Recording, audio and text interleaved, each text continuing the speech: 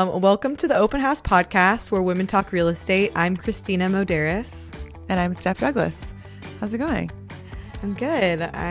Today I'm having an off week. I need coffee. I haven't had my coffee yet. And you don't have your delivery boy still. I know.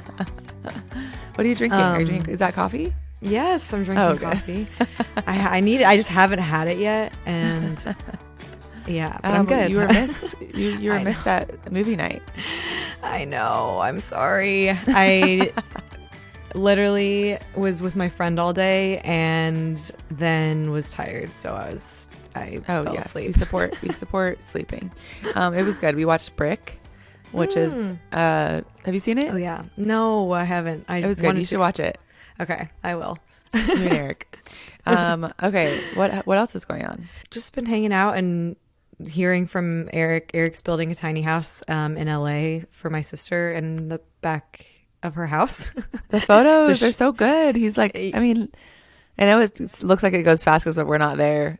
I know. I was like, oh my God, what day is it? Like 5? And then I was like, wait, no. He's been gone this whole month. So, but it does look fast. It's really flown by for me. Same. He just texted me and said they're putting in skylights. Also, the drama. I'll give you guys the drama of what's happening right now, which I'm in the tiny house. So my sister has good taste and is bougie.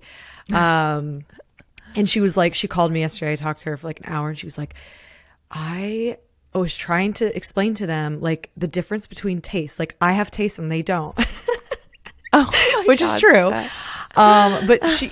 But Eric is like fighting her on every design choice because it's expensive. And he's like, why are you doing this brushed nickel versus this? Like, I'm going to buy the other one just so you can see that it's like fine. And same. I'm like, and she's like, it's triggering and I don't even care. Even if it was good, like at this point, I'm not doubling, like I'm doubling down. And I was like, well, it's her money, right? Or is he saying that it's like more work for him? Well, I think that's the miscommunication because I was like, why? I texted him after. I have to call him, but I was like, why are you like just like second guessing all her design choices? Like she has good taste.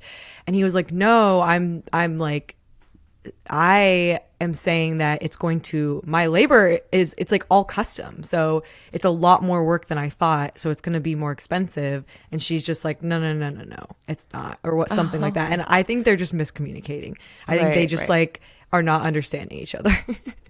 So, yeah, I think that the labor part makes sense to me. Like if he's having to do all of that more, I mean, if it's going to be more, if it was the same thing, then she should just be able to choose what she wants. But it's different. I think different. Oh man. Yeah. Well, I mean, contractors change their prices all the time, which we'll talk about today. That's very true. Yeah, exactly. But yeah, him going through this I'm like, I don't know if you should be a contractor full time. I know. It's really good insight for us. I mean, that's good to know how the contractor is feeling too, because we've only kind of experienced it from our side.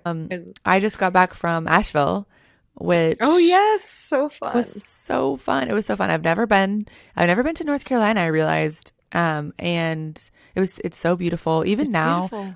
When there's like the leaves weren't there because it's basically winter still. We're so spoiled with our like 2 weeks of winter, and then it's beautiful in summer basically. But but it was so nice. And so our friend Nicole, she bought her house through open house, her first house where she lives with her partner, like 2018, so a while ago. She's like one of our biggest fans, and she's so sweet. So lovely. She's amazing. She also like everything she like tags us all the time. It's nice. Like not everyone does that, and she's always like, open house taught me this, and like open house did it right, and they made it this possible, and all of this. It's like it's nice to hear. It goes a long way. Yeah. And she's just so great. Anyway, she went through open house to find her realtor in North Carolina. Her and her partner have been wanting a second home or a vacation home. You can either way. And so she bought a cabin in the mountains outside of Asheville, and she had us all, I think there was 7 of us, women, out there to just like break it in. And it's like the most quintessential cabin, like literally log cabin, wood inside. We should link it. We'll link it in the show notes so you guys can go look at it. It looked so cute. Flowers everywhere. She's got daffodils everywhere. Yeah, she's got a hot tub. There's a creek. It's like you can go on a little hike on her land. It's so cool. Steph made a little TikTok kind of showing some of it. Did you do a house tour too? Not yet, but I have the videos for it. You have the videos. Okay, yeah. So she'll probably make a house tour as well so you guys can look at it, but it looks so sweet. And like the cottage core videos that pop up in my TikTok, like it looked like that. And it was just like the most wholesome little video you made with like friends like hanging out and just like casually sitting by the couch like drinking mimosas and like talking. And it's my dream trip. I mean, I just love friend trips. So nice. And it's friend like a big trips are sleepover. So fun. I love friend trips. And it's really, really nice when you have a casual situation. Like our flight wasn't until 9 p.m. on Monday, and we didn't have to check out. We didn't have, it was our friend's place. And so it just feels really nice. And then we also like helped her with some, like her chairs were losing screws. And so we replaced the screws. Like it was just it's all overall like so joyous to be experiencing someone else's success and to like help them with it however you can when you're there. Cause she didn't make us pay. It's amazing. Oh yeah. That's so sweet. And I was actually talking to my friend, Lena yesterday, and her boyfriend bought in Leander a long time ago. So she moved out there with him, which is funny because she would never live anywhere. Like she would only live in like downtown, like up until she met him. But she was like, I just, want to buy something away, like closer in, but I just don't know if I could afford it. And I was like, well, you could rent out your house, or you could buy a second home and like still have like it. There's different options. Like you don't just have to buy a house to live in. Yes. And I think it's funny because I was like, why don't you rent? She's like, we don't want to rent. And I was like, well, I mean, it's fine to rent. Like I think there's that stigma, right? Like totally, it's okay. I would 100% rather rent than live in Leander. I'm so sorry for anyone listening, but I would not. There's no way. It's all about like where your community is and where you're used to, and like my community is in East Austin and Central. If you're having to commute, it's a lower quality of life. Then I mean that's why like we get a bad reputation as realtors. Like you're just always like, no, we're trying to piece the pieces together so that you're having the highest quality of life and you're doing the smartest things with your money. And so with Nicole, she was like, I hate the summers in Austin. And I was like, amazing. You have flexible job. So does your partner. Buy something in the mountains so that you can go there for 2 months out of the year. And you don't have to, she was like, I'm like, I hate the summers. Like maybe I need to move. I was like, first of all, I hate that. I hate when people say that, especially from Austin. But also, if your community is somewhere and you pick up and move just because you don't like 2 months of the year, she did this so well. She was like, okay, I'm going to buy this place. It's going to pay for itself while I'm gone. She has a property management company. She said it's been doing amazing, so nice. Which is hard to find. But so she'll be there for a lot of July, a lot of August, and then she'll be back in Austin with her friends. Yes, that's literally the dream. I think me and my sister blocked off like 2 weeks in July to go to Florida, and I'm gonna just hang out there. I'm gonna try to escape Austin as well, because I have thought that as well, being like, it's so hot here. Like even walking around yesterday, I was wearing a sweatshirt at first. It was like 70 degrees, and then it just got so unbearably hot, and I was like, it's only 73 degrees. Like what? I know. What are we in store for? And I know. I plan not to be here for most of July and August. So yes, if you've ever been in Austin during the summer, we've talked about this before, but yeah. And I was in school here, and then I was a teacher here for so long, for 11 years. And I would leave during the summers because I didn't have school. And so everyone would complain. And I was like, it's fine. I don't know what you're talking about. But I was never here during a July, and I was never here during an August. And then for the past, 5-6 years I have been, and it's slowly just worn me down. And I'm like, no, I'm looking for something. Now that Nicole has a place in the mountains though, Go I on don't over want to, there. well, I want to go there when she goes there. But now, like, what I posted this on TikTok, we're trying to diversify our vacation homes so that we don't, why would we buy one there when she already has one? So I'm trying to figure out a different plan. Buy in Florida. Come on down next to us. Yeah, that's the next. I mean, truth, like me and my sister are looking for more land down there. So if you wanna, yeah, to build like high end tiny house, like kind of like so come on down. We're saving up money because we don't have any, but yeah. It's so cool though, because now your sister kind of has the bug and she has ideas and like, I love that feeling of just like, what should we do? Like we could do this. And then when you're around people who've done it before or who know things about real estate, anything is possible. It's true. Anything is, especially when you work with others, like when you partner with people, when you're like collaborating, when you're even chatting about different ideas, like so much more can happen and you're keeping each other accountable.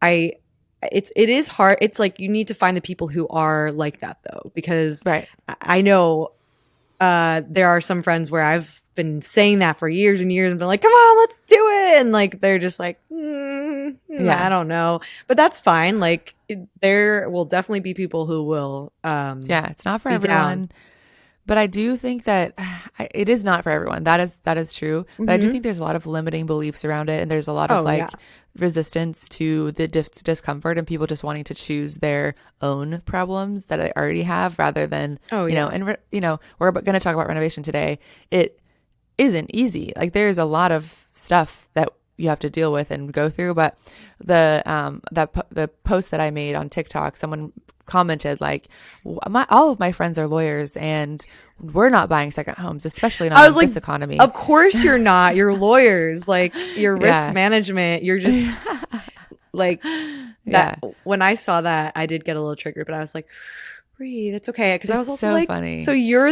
So because you're all lawyers and you like what you're saying, you're smarter than everyone or what? Like it was really weird. I think they were saying that they had a lot of money and like everybody had high salaries because I said in my because I said in my post, like we all bought our houses in our mid 20s and now we've saved up enough money that we're like, what, we don't want this sitting in cash. What should we do with it?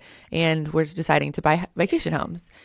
But those lawyers have money. Like, yes, I know. So like one of Eric's friends, it's funny. I remember talking to him. He came to visit and he makes a lot of money. He makes more money than I do. And he was just like, kind of the way he was talking to me about real estate. I was like, well, you're very conservative. Like I'm not trying to have 200K in cash for reserves. Oh my God. Or like, like I'm not, that's not I don't do that. Like I would rather have way less cash in reserves and like do a fun project because life is short. Yes. Also, to each his own. Each stage of your life is different. If I had like 3 kids and like the economy was shaky, I also probably wouldn't be buying a second home, Yeah. The risk management, risk tolerance, different for everybody. But I do think that, I mean, we've never made that much money. Like there's people in tech making 3 to 400K a year and not knowing what to do with their money and not wanting to put it anywhere because if everything feels too risky. But I would say that we don't make that much, but we probably have higher net worths or, we're, because we've taken these risks, because we've kind of like, and we pay ourselves a low salary. Yeah. Like I kind of want to tell people, but I also don't know what that implication is. Like I don't know what that would mean, but we don't pay ourselves a lot. We really don't, because we're also are like taxes and all of that. So we're really just trying to like make our business grow, and we're not taking huge salaries, but we're employing our money in a way that makes it grow pretty quickly, which is cool. But not everyone, everyone's very triggered by us posting about real estate and like they don't feel like they can do it because they've never done it before or they feel like it's too risky. So it's interesting, like people's responses to it. Yeah, it is. That would be a good episode of like kind of talking with some. Ooh, we should talk with Ian about like Oh, yes. risk management. Just I feel like I was talking to him at pickleball and like I don't know, it was or like just a couple clients where they've like gone through interesting situations with real estate and they've still like decided to buy again and Yeah, I think it would be like a cool little round table conversation. absolutely. Yeah, Ian has a fascinating situation that's still not over. Yeah. but Yeah. but yeah, yeah. So anyway, should we get into it? Yes. Let's do it. So we're talking today about the ups and downs of renovation projects because everyone I well, maybe not everyone. I feel like a lot of people it's like it's like a romantic like viewpoint of like, oh, I'm gonna buy a house and renovate it. It's gonna be so cute and like so nice. Maybe not everyone thinks that, but I think I did. Oh, definitely. I mean, it's like it's a dream, it's the hmm videos you see, the couples doing it, the farmhouse that was run down that you renovated. And hmm and yeah, we've done it. We've done a lot of different renovations and we have a lot to say and a lot of experience. And definitely not to discourage anyone, but it's just like the realities of it. Yeah. And I think like, well, okay, so what I remember about my first renovation project was I was super naive. Like I didn't know a lot. And honestly, I didn't do that. I did some research. Like I was like snooping around on Bigger Pockets and like whatever was available to me at the time and like but I didn't like do I didn't spend like hours and hours and hours researching renovation projects. I kind of Yes. separated it out. Like researched an area I would be interested in. Researched like what other people that I have similar values to are doing. So it was something like that. And I really think that being a little naive was like very helpful. Absolutely. What you don't know, won't stop you from doing it. But if you Yeah. knew how hard it was going to be, we probably wouldn't have started. Yeah. But we're glad we did start. So I agree. My Yes. first renovation. So just a tiny bit of background. My mom married my stepdad when I was 10. So it sounds like I'm going to go like really long into but my stepdad, is an airplane mechanic and he's just handy in all regards. His dad was a home builder. And so he would buy, like we bought our first house with him and it was a rundown. It was like the inside walls were like dark maroon, all of them. And it was like it was really rough. I remember there was like animal poop inside the house, like all over. And I was like, Expect that, y'all. Expect yeah. I was like, I don't think we should buy this. And I was 11. I was like, this isn't good. You're like the voice of reason. Yeah. And they were like, nope, we're getting it. So they got it. And I didn't work, like I was not put to work in any way. Like they weren't like, here, this is how you do this. He didn't show me anything, but I did live through a renovation. You lived there during that? Well, they painted and then there was like projects that were happening. We would Okay. like, tarp off a section or whatever. Like it was it wasn't a huge renovation. It was like floors and paint. It made a huge difference. It was an acre. We had like a barn. It was cool. Okay. In Utah. And then we moved to Texas and he bought a house without consulting me that had just been flooded and it didn't have any walls. So it didn't have any drywall. Wait, how old were you at the time? Then I was 12 at this Okay. point. Without consulting you? Yeah. I was like, she's 20. She's Yeah. We moved to Texas and then he bought a house that really didn't have any walls, no carpet, no anything. And we did live through that. Like we slept in one room with mattresses on the ground. When we had to eat dinner, it was on a ironing board with a piece of drywall over it because we didn't have a table. And we didn't have an oven or a stove. And so he was grilling outside on the grill every day. So it was kind of, I don't know, it was like camping. like, it sounds fun for, like, I feel like it could be, it sounds like fun. Like, oh, it's cute family stuff. But I would imagine as like well, you weren't a teenager, but I would No. be Oh. livid. I would my be God. upset. Yes. It's a little traumatic. So stressful. I know. And I remember that, I mean, I tell this story sometimes, but we would have to go to Home Depot all the time. And I was Oh, like, this yeah. is the worst place. I hate this place so much. And now look at me. But I do think I was exposed to it more than some people were. So, which is why I'm kind of going into it. But I definitely was not like involved in the renovation. I wasn't swinging hammers, anything. Yeah. I So, mean, it's, I feel like some people might run from that after. Like they might go in right. the opposite direction, which I don't know if anyone else in your family did, um it is cool that you were like, I'm gonna take this on as like a career now. Yeah, yeah. It was like I was desensitized a little bit. Like I can rough this, I can do it. Yeah. So my first Yeah. renovation was with my mom. My dad was not involved at all, or my stepdad. And we kind of just like went in it blindly, and we used YouTube, and And I this was is when you were so 25, I was 24? 26, 26, yes. 26, yes. Because it was the second house I bought. The first house was already kind of done. The Oh, second yes, house yes. was a big project, and we did it over our summer because we were both teachers, and we slept on an air mattress and we lived there during it. And yeah, it was really hard, but Yeah. I wouldn't change a thing. I kind of want to I now I'm like I should like have Brent on cuz so I my first renovation project, um I guess my family background with real estate was like, I think now I realize my dad is not a handy person, and I always thought he was just because he is a hands-on person. But we went to Home Depot all the time, which I hated. I hated Home Depot. It was like, yeah, I don't know what kid does like Home Depot, but I know. just being dragged there and you never know when you're going to leave, I think it was the issue for me. Yes. Um, but he had kind of dabbled in real estate. Like we had a second home, like a little like a condo in Destin, Florida, that one of his friends had like been exposed to that area and was like, I think this area is going to blow up. So he bought over there like a while ago before like it did get really crazy.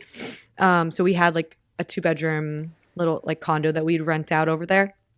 And then, but not really like anything else as far as investment properties until I kind of got into it as well. And but my first renovation project was, I think I was 25 and couldn't afford an Austin. And my friend Brent, I think he had studied something about real estate in college. I don't remember, real estate, finance, something in college. So we were always talking about real estate.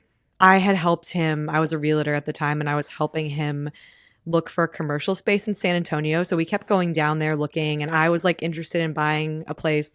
So we ended up, and we were so like, I think that my first renovation project, I was 25. I was so naive and I was really excited. And that was like what trumped everything else. Like we were looking at all these different houses, everything we went into, we were like, oh my God, we could do this or that or that. We weren't really thinking of what could go wrong. But we knew, so we found something. It was $130,000 in San Antonio. It was a triplex. Half of the property was a commercial bakery and the other half was a duplex. And it was built in like 1912. So it was a learning experience. Like I didn't have a lot of cash.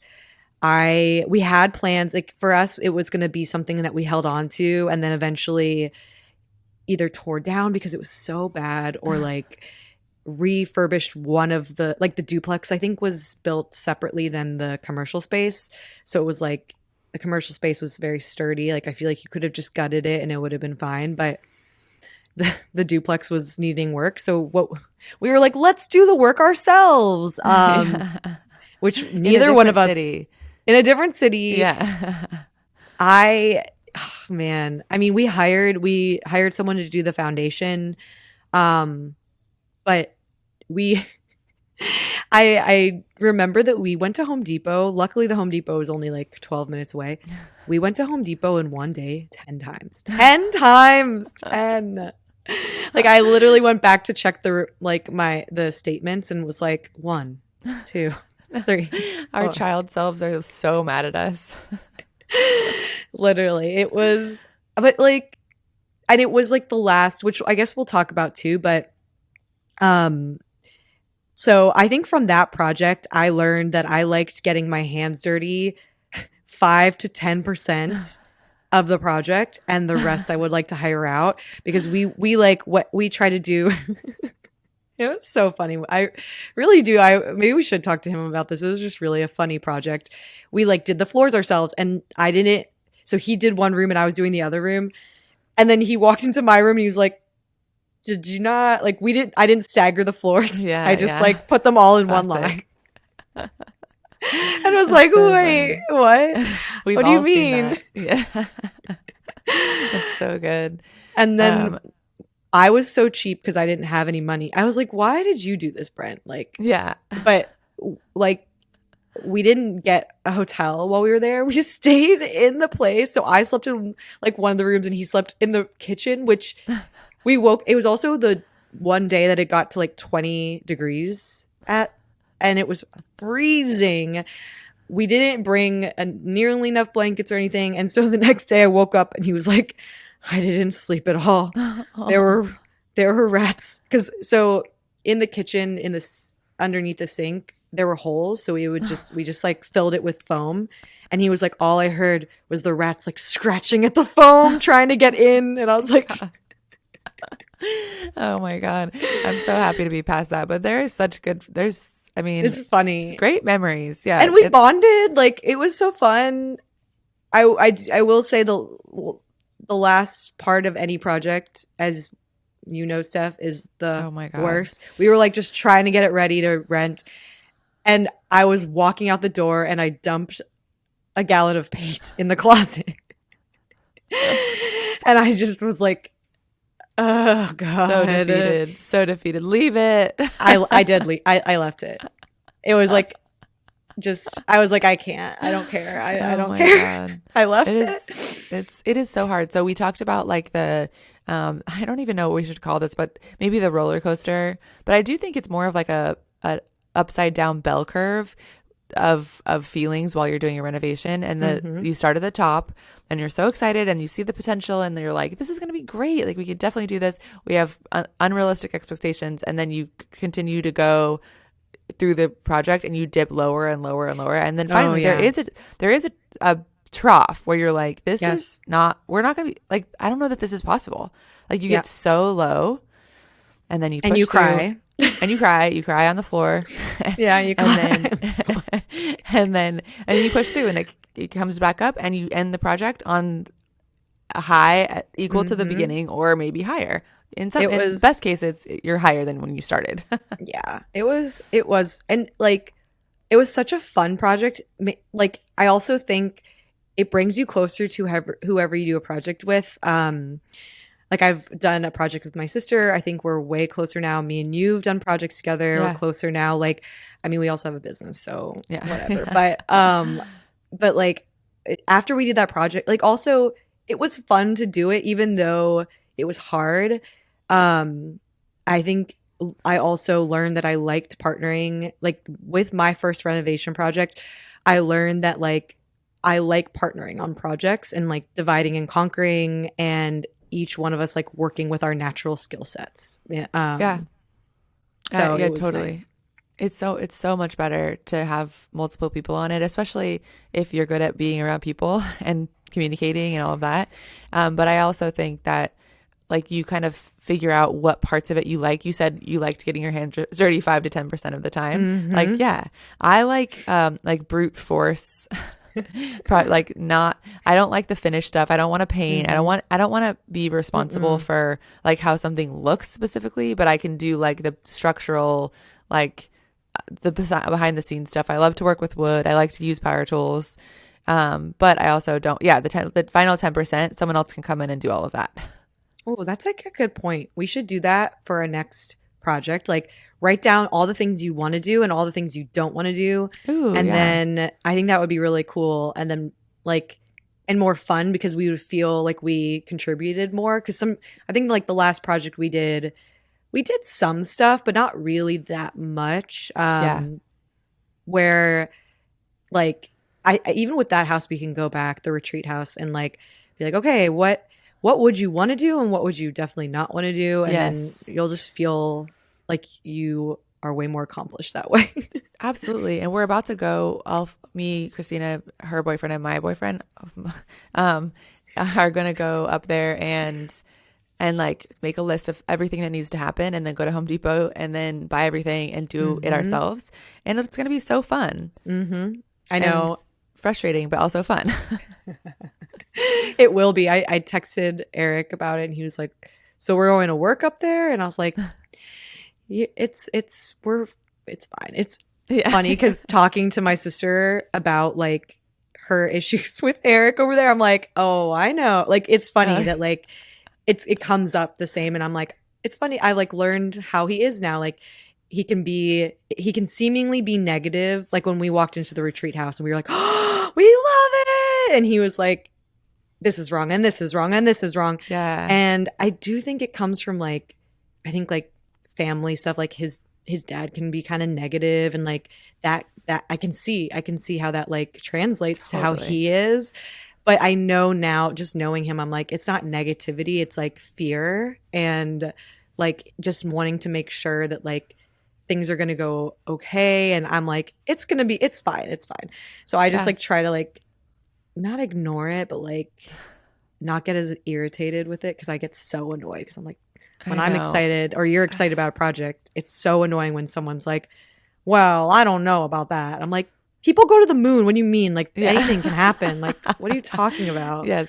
Great point. And we both have some, I mean, we're anything is possible for us, and then we kind of partnered with people who are balanced, which I think you kind of need. It's Yeah. nice to have both sides. And so like if you're Mm-hmm. someone who maybe is more like Eric or Alan saying like, no, we should do this tomorrow, I'm like, no, we're doing it right now and this is how it's going and we don't have all the right tools, but it's okay, we'll figure it out. And Alan's like, we should just wait until it's not raining and we go to Home Depot and get the right stuff. But if you have someone, if you're either of us, either me or Christina or Eric and Alan, you need someone who's going to balance you out a little bit. Yes, that's very true. But wait, what did you learn about your first renovation project? So my first renovation project, like I said, 26 with my mom and her partner Shanna. She was there on weekends, but I definitely Saint. learned. Yeah, seriously. I learned that like I could do anything. Like that was a big takeaway. I was like, okay, like nothing is impossible. Should I do everything? Is everything going to look as good as if someone else did it? No. And so that was a big part too. Like what are the things that I can definitely do to save money on a project? And then what are things that I shouldn't do because someone else is going to do them a lot quicker and a lot better Yeah. for more money than it would cost for me to do it because it would be free, but is that worth it? Yeah. So like the balance of that, and still like I wouldn't have been able to do that renovation project if we hired out for the whole thing and the subsequent renovations. Like you have to kind of work with what you have, and we didn't have any money. We started this whole entire thing without any money, so it was kind of like we were forced to figure out what we could and couldn't do, whereas most people would just be like, I'm not doing any of this and I'm not even Right. going to try this project. And so it was kind of cool. We were just like, let's go for it and we got to figure this out. Right. And when you said you had no money, it's because when you bought the house, you were going to live in it. So did you put 3% down or 5% down? 3% down. Yep. And I think we total had like $35,000 for the down payment and the renovation. And that was like me and my mom pooling everything we had and Yep. not knowing what we didn't know. And so the house we Yep. bought, it was a main house that was like 12-ish hundred square feet, and then a garage, like a separate garage. It didn't have a garage door. It was more like a little separate building. And then it was a huge lot in a great location. And we bought it for $300,000 in It's so good. 2016. It's so good. And it has since tripled in value. Yeah. So that, I mean, it's really nice when it's such a success. Right. But they haven't all been like that. And Oh, no. as you know, as we've talked about, and we will continue to tell you about our, I guess, failures. We don't yeah, see it that way, but like learnings. how we've learned. Yes. But yeah, and um so I do want to talk about like our like some of the favorite like our favorite things about renovating and our least favorite things. Yeah. What is your favorite? So I think I wrote down some of them. It's funny that you just said like it makes me feel like anything can happen. Yeah. Like I'm very excited to get like started and see some changes. It also gives me a lot of confidence. Like I think like I wasn't that confident really before like in my early 20s. Like I think I worked in a lot of industries that didn't take women seriously, and like hospitality where you get like a lot of sexual harassment, and real estate where real estate investing as well where just young women are not taken seriously. So it gave me a lot of confidence where I was like, I can talk to contractors. I know if they're bullshitting me. I know if it's a good deal or not. Like it just takes me doing a project like that for a boost of confidence.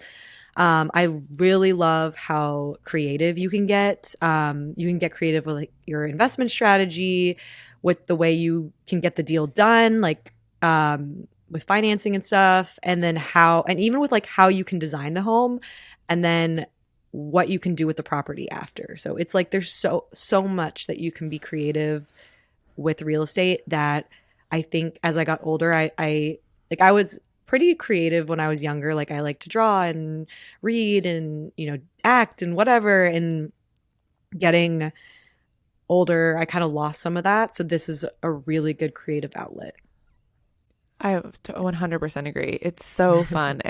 And the way that we've done it, we've kind of had to figure this out because as we've gotten further in our careers, we're like, actually, we're just going to take on projects that feed us creatively and that are fun and exciting. Because initially we were just like, you know, you bought that one in San Antonio that wasn't necessarily like that fun, but we had to start somewhere. Right. So, and honestly, it was fun to work with like a friend in that way. Yeah. It was really fun to find it. It was fun to think in the future. Like we were like, oh, we could put food trucks in the back. We could like make this something else. Like we were dreaming, even though like we never did that. I sold this property last year. Yeah. It was like, it pushed us forward where now I have like different properties that are really fun and creative. And like he has a ghost town. Like it's crazy. Like it really propelled us in different just casually ways. Dropping that he has a ghost town. He does. It's crazy, right? Like it's amazing. He bought a ghost town in California and lives there. Yeah, Sarah Gordo. It's so crazy. Yeah. So I think that there's stepping stones, and I think the creativity piece is it's so fun. Yeah, I think for me it's definitely creativity, but also like possibility and potential, and envisioning like how it will increase my quality of life. Mm-hmm. So like the ranch, we bought the ranch and there's 24 acres. Like it's unlimited possibility, and that is so exciting. So that's really fun. And then also the vision coming to life is it's like, oh my God, we did all of this. Like we turned this place into a place into an amazing place for people to stay from. It smelled like rat pee so bad. And it was disgusting, and then it was just awful. So I just, the transformation part, and that's what everyone likes as well. Like the shows you see are like, you know, before and after, but when you experience it and do it with your own hands and mind, it's amazing. It's a source of accomplishment. Like it really, you feel so accomplished after. Like I did this. It feels really good. It feels so good. And it also, in a lot of ways, like we had to do the renovation to get the spaces that we wanted, because it's so expensive to buy stuff that's already done. And then in a lot of cases, when you buy something that's already done, you want to change stuff anyway. So like I want people who are listening to feel like not scared, but like empowered to take something like this on, because when you've built this and designed it and chosen the fixtures, and people come over and they're like, this is amazing, it's so much better than if someone else picked them, or, you know. Yeah. It's very true. Okay. Least favorite things. I didn't even like think of this until you said rat pee. I really don't like that. I know exactly what like cockroach poop looks like and smells like and what their eggs look like. It really, and like the different types of cockroaches. Yeah. I Oh my just, God. All of the it. amount of information I know about cockroaches is appalling. It's disgusting. And I haven't tasted cockroach poop, but I definitely know Brent was changing a light fixture and all this stuff came down and hit him and like got in his mouth and Oh. stuff. And it was definitely cockroach poop. And Oh I my God. even thinking I've about eaten it. I know I have. I breathed it in something. It's so bad. It's definitely really it's in my amazing. lungs. Oh my God. Lungs. Yes. I don't think you can ever remove it. It's just But like there, caked on. oh my, like when you buy an old house and you cut into the wall in any capacity or like shake the window where it's shocking, you guys. There's so much cockroach poop in old houses. It is, they're just pooping in the walls at all times. They're just in so there. Gross. Yep. Oh, It's yeah. really gross. Oh yeah. And That's, like ugh. what? Well, You say? I was gonna say that it haunts me so bad. And like now, if I buy an old house, I will take the walls down and redo them so that I know exactly what are in the walls. But before, I was like, let's just leave these puppies up, and there's definitely tons of poop still in there. It's so gross. Yeah, I agree. It when you're buying an old house with your first project, maybe just you don't need to knock the walls down, but just know it's there. And Yeah. if you ever like are removing a wall or anything, expect it. It's there. Yeah. It's gross, but it is there. And wait, have you seen like this is what a cockroach egg looks like. Okay, so I remember changing my vanity, the mirror. Is that what it's called? Yeah. And the vanity in the bathroom. yeah, and so like I pulled it out, and there was just like white, like circle, like egg, like looking like eggs, and I was like, "Are these snake eggs? What is this?" I just hate not Snake knowing like eggs. what creature it is. I'm pretty sure it was like cockroach something, but I was like, so it just really, Man, it really creeps me out. they were making themselves at home. Yeah. It's so gross.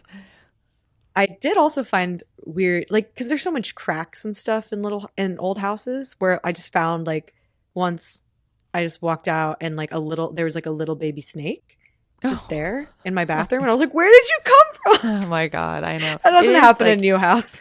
It's concerning, like how small the crack needs to be for some Yeah. things to get in. Like it is so bad. Like there were holes in my first house because I didn't really know that. My first house, we just Yeah. like left holes to the walls, and like, of course, there's so many bugs. We've since sealed the whole house up, but I just didn't know that was such a priority. Yeah. It is a priority. You should seal First up your thing house. to do: seal Yes. every hole that you see. Don't leave it. Like if there's a Yes, crack, yes, seal it up. yes. Spray foam, expanding spray foam is your friend. Yes, yes. But Although, yeah, and honestly, like I'm nasty. Like I am okay with all of that stuff. Like the gross stuff is less concerning to me than like a finished like I really, really hate doing like stuff that you can't see a huge difference afterwards. Like the last 20% like of the project. Yes, yeah, that part it has to be my least favorite. It's like I just worked for 12 hours and I can't tell that I did anything. That Because- is the worst. I think that is Yeah. the worst thing about renovating doing a renovation project. You're right. Is like Yeah. that last. It's 20%, I would say, right? Like it's like Yeah. it just drags on. There are really low lows during that time. That's when you probably get into the fights. Oh, for sure. Yes. And it depends on who you have on your team, but like Eleanor is so focused on quality, and like I am just like, just move on. Get it done. You should be So that was removed hard. from the last 20% Yes. probably, and just like Absolutely. because there is something about quality, but also it is you just gotta finish it at some point. Like, I know. but you don't want to like do something half-assed and then like have to fix it later. That's my only thing with I like the last know. 20%. Like, Yes, because that's like what people me are leaving the seeing. paint. I'm like, ugh. I mean, I'm gonna have to come back and fix it. Like, there's I not. know. So I know it's tough. So it really helps to have someone who's detail oriented on your team and who really cares about the finished product, because you could do so much and then you could finish it poorly and it looks bad. yeah. So yeah, but yes, there are bad things about renovating. And I mean, at this point, a lot of people, like we've talked a lot about doing stuff ourselves. Like the majority of people now that we're talking to are likely going to hire for most of this stuff, right? Yeah. So Yeah. then they have Some to deal people with are contractors. doing it, but Yeah. not a lot. Like Yeah. Riley is doing a lot of the work herself. Oh, that's One of true. our They are doing a clients. lot. Yeah. Like we You go said, first. most people are going to use a contractor, right? Like not at least for some of the project, if not all of it. So I think there's a lot of horror stories with working with contractors, right? I mean, we've Yeah. all like they're humans, right? We're humans. Like we don't know how to communicate that well. Like a lot of contractors don't treat their business like a business. So it's like a combination of like sometimes they can be unorganized, but so can you. Like I think there's a lot of factors at play at like why there's trouble with contractors sometimes. Absolutely. Like we have personal horror stories and horror stories of people that are really close to us. Like we definitely have seen it all. And I think that there's ways that you can make this go easier and make sure that you're like, using best practices and not giving them too much money up front, like stuff like that. But if you have a good relationship with a contractor, it is so amazing and it's so valuable. Yeah, So I agree. But also like so we have a list of vendors that we like a spreadsheet that we give all our homeowners. So after they close, it's like good painters and it's updated. So if like someone has a bad experience, we take them off or, so yeah. we have pest control contractors, like, electricians on there. But it also, it can be a gamble, like even with a referral. So it really is good to talk to. I would say the best practice is like talking to at least 3, contractors when you're vetting them. And I'd say trust your gut. Like if there are red flags in any way, I would consider that, right? Yeah. Don't ignore it. I mean, when you're getting a quote, you're gathering so much information. Did they show up on time? Did they show up at all? Did they have to reschedule? Like these are things that aren't usually just one-off situations. If they didn't show up and they're like, "Oh, we'll get there tomorrow," that means your project is going to take longer because they're going to do that to you again. Or if there's always a truck breaking down. Like there's always that excuse, like my truck broke down. Yeah. Yes, absolutely. So, and every single project, like no fail. It's like my truck broke down, my kid is sick or whatever, which, you have to understand those things. And there's those things are actually going to happen too. Plan for that. Yeah. Right. Like, yeah. That is going to happen no matter what. Yeah. And 3 quotes for sure. The other thing that we've learned is the cheapest isn't always the best. No, that's a good point. When you said 3 people coming in, it's not just for the money, right? Like you're going to get 3 quotes, but you're vibe checking. So it's 3 different people coming in.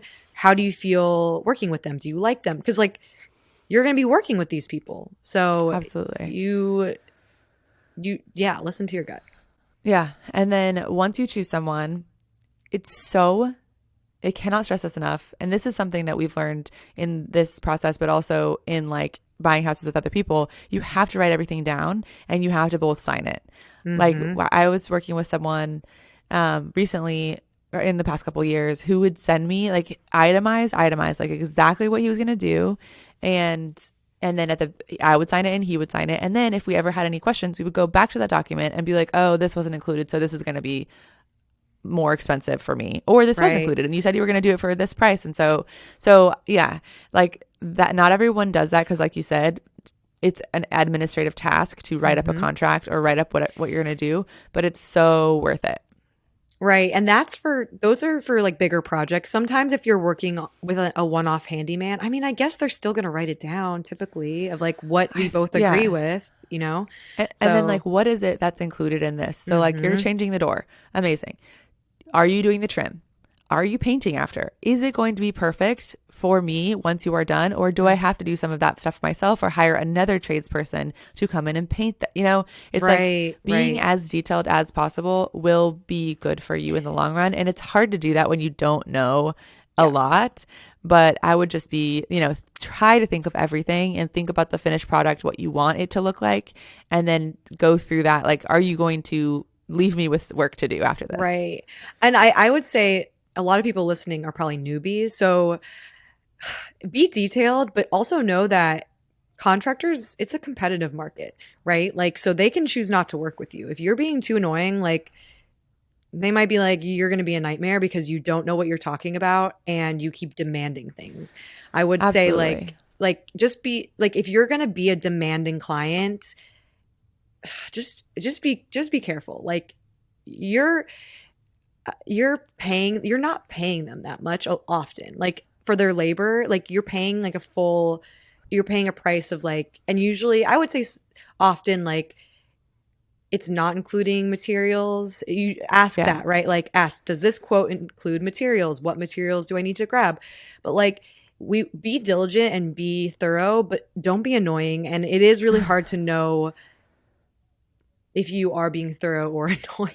But that's why it's good to like learn and go through and like be very clear with your contractor. Like, use clear communication. Don't be wishy-washy. Don't be like, well, I think this or that.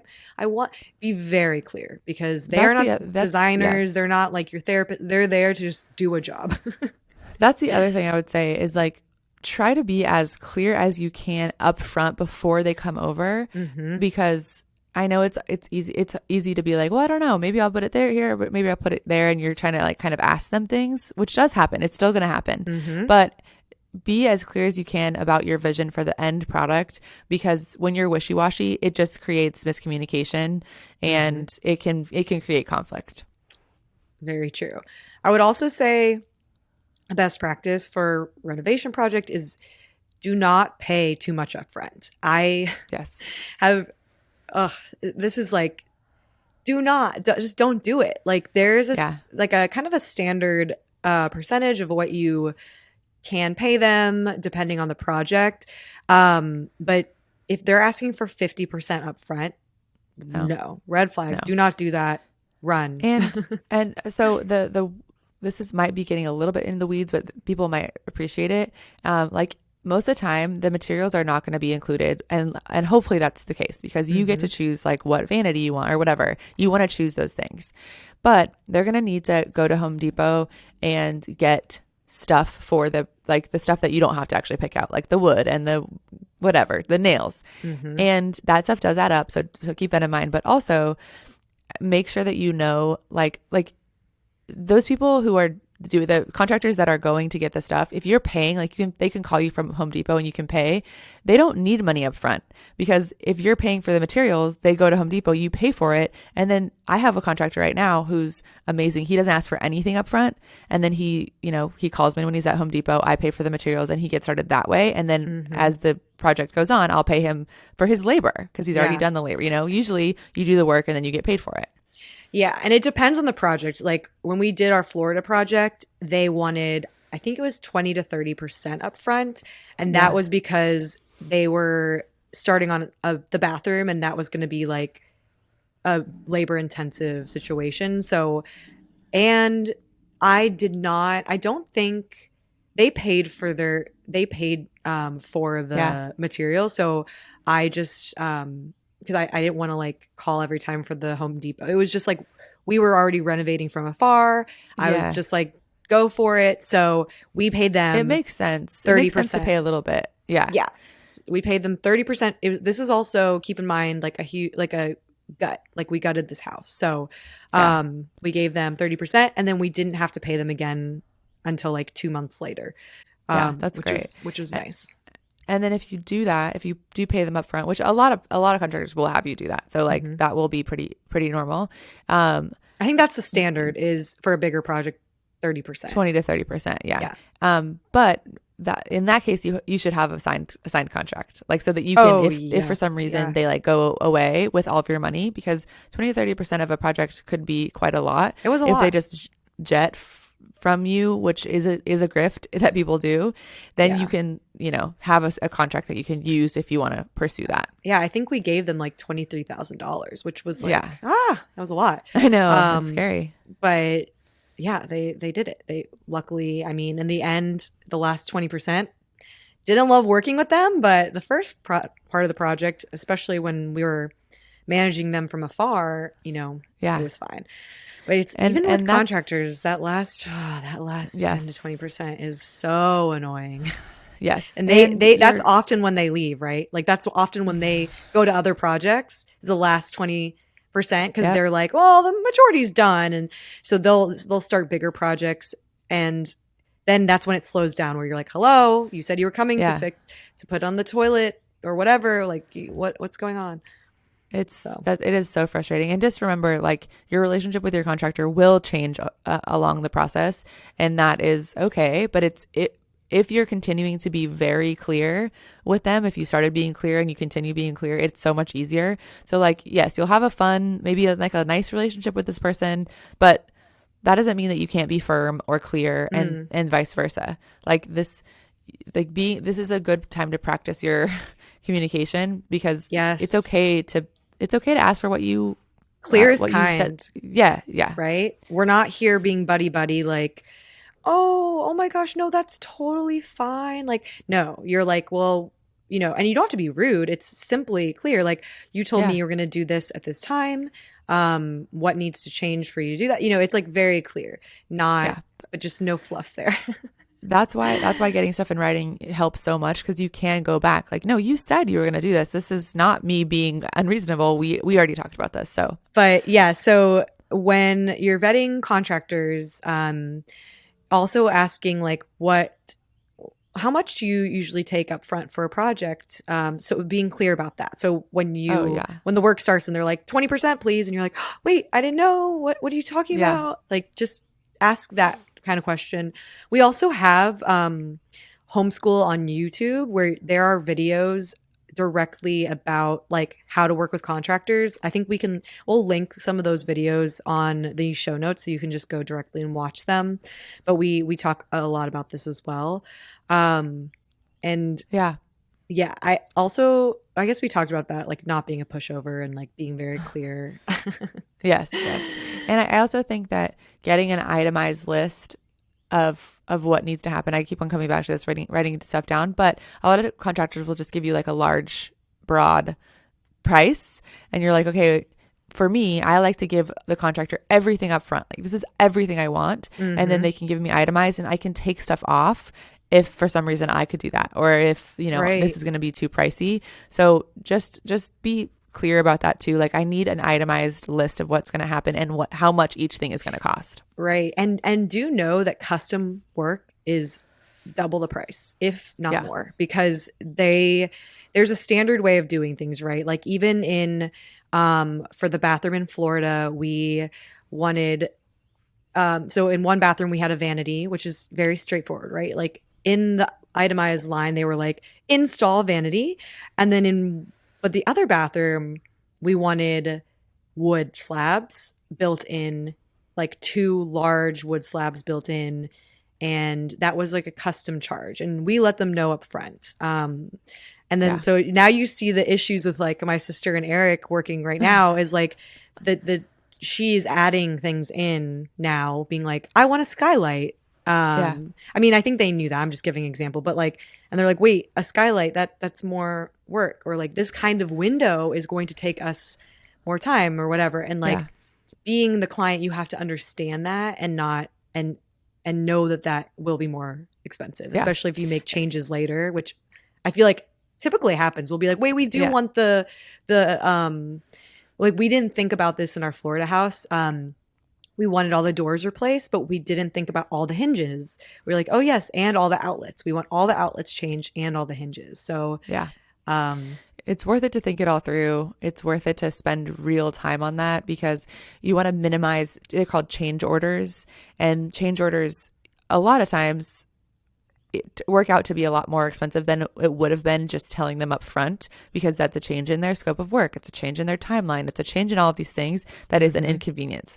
So like, thinking about it is just, it's worth it. And that's why having a community like Open House is so important, because a lot of us have done this before, and coming to these meetups, like, meet someone who you can go over these things with. If you have someone who's done a renovation before, show them what you're going to show the contractor, and they can help you think these things through and like flesh it out. That's so true. And you really don't, like, you don't want the contractor to think you know nothing. And often you will know nothing, but and you don't want to like pretend, because you can see right through someone who doesn't know what they're talking about. Even as a realtor, like you can tell, and it's really can be frustrating when someone's trying to convince you that they know something that you know that they don't. But when you go through the inspection of your house, be there.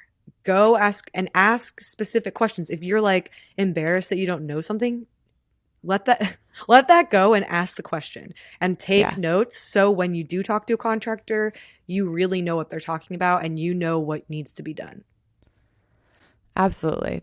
And every meeting with a contractor is an opportunity to learn something. So, about your house, about your whatever, about this project. And then the next contractor you talk to, you'll know a lot more. Exactly. And staying on budget is hard. I don't know a project where I have ever stayed on budget. But just know that going into it, to pad your budget, like, I don't know, like 5 to 10%, maybe even more. Yeah. Just know that it will be more than what your initial, like that's the only thing we know. We don't know how much exactly every time, but it will be more than what you think. And so just know that, and like, don't push yourself to the edge of your budget initially, because you're going to have to find more money if that's the case. And if you're partnering with someone, having that conversation to know, like, this is our budget, but if we make any changes or if we want some different material, just know like we should pad this budget a little bit because it will probably be more expensive. So it's good. Yeah. And talking to someone who might not have the experience that you have, or might not have listened to this podcast, send them this podcast. And the minute you start this renovation project, create a spreadsheet, have like 4 different tabs, like one tab where it's like, this is the cost that it like took to buy the house or whatever. Here's like my down payment amount here, like, and here's how much I pay for my mortgage. And then have another spreadsheet or another sheet that's like, here is everything I want to do with the house. Just start brainstorming. And then the third, you can do a budget. So tracking like every link, like put every link down of like what you're buying and put the price and units. And like, it's just really good if you start that early and document everything, and not just for social media, but like, what did you spend at Home Depot? Like what is this actually costing you? Because those little Home Depot trips really add up. And so making sure that those are put into your spreadsheet is super important. And I think we have a template for this in our homeschool. So you can go to homeschool. You could download this template on and YouTube. You can use it. Very true. And it also will prevent you from being frustrated with yourself or with a partner, because it's very clear what you're spending, and there's not like, well, where did this money go? Like, did you do something? It's like, no, we know exactly what we're spending. It's very transparent. Yes. Organization is key. Absolutely. And that is a struggle for me, but it is so worth it to have everything. And then to know at the end of it, like how much you went over budget, how much you actually spent, because it's not like you're just giving 3 chunks of money the whole time. Like you're going to spend other things. So. Yes, exactly. Cool. Anything else we should chat about with I don't think so. I think that was, I would say if you have an interest in doing this, watch Homeschool, go to YouTube. There's at least 5 videos about renovation and about how to deal with contractors, stuff like that. And join our community and be, all of our agents have extensive experience in renovation. And so they can kind of help you see things that you might not have seen before, help you see potential, because not everyone has that eye. Exactly.